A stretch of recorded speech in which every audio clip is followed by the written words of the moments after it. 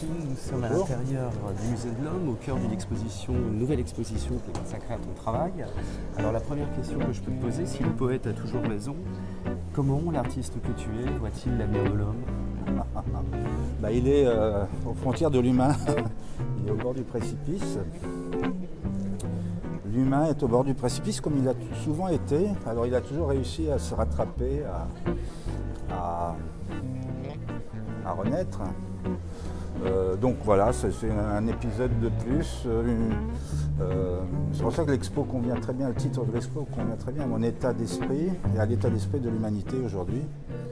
Au bord du précipice, voilà, il ne tient qu'à nous à ne pas nous laisser déséquilibrer dans le mauvais sens. Un téléphone qui sonne, c'est mon ami Philippe. Il y a un zèbre qui est à l'intérieur, Oui, c'est vraiment un drôle de zèbre l'homme, fait d'une part de lumière et d'une part sombre. C'est un drôle de zèbre, mais il n'a pas l'élégance, actuellement en tout cas, il n'a pas l'élégance de ce zèbre-là.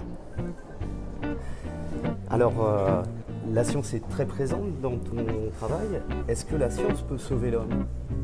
La science peut sauver l'homme, mais peut le précipiter aussi. La science, c'est toujours sur le fil du rasoir, donc on a toujours le côté sombre et le côté éclairé et clair. Donc en fait, c'est le projet de l'humain, il est toujours d'avancer, de progresser, d'innover. Donc ça, la science s'inscrit parfaitement dans cette démarche, mais toute démarche de ce type, et quand on est aux frontières de l'humain et du nouveau, de l'innovation, on est toujours au bord de quelque chose qui peut être fatal, qui peut être obscur. Donc il faut être vigilant, mais la science, évidemment, peut nous sauver, mais en même temps, elle peut aussi nous précipiter dans le chaos. Et ça, c'est une réalité que tout le monde connaît. Alors le troisième tome de Bug vient de sortir, enfin va sortir. Ouais. Pour ces nouvelles générations qui sont complètement baignées dans le numérique, quels conseils l'artiste pourrait leur donner?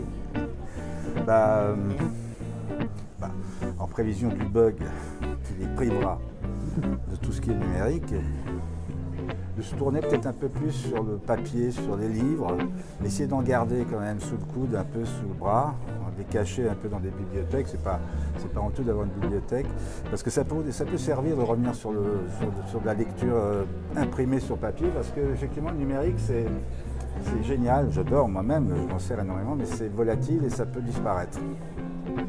Est-ce que tu restes optimiste? Mais j'ai jamais été pessimiste, je suis un optimiste qui a compris. Je ne suis pas pessimiste, et je suis lucide. Et en même temps, j'aime la vie, je trouve que l'humanité a encore de belles décennies devant elle. Je n'ai pas dit de beaux siècles, mais de belles décennies.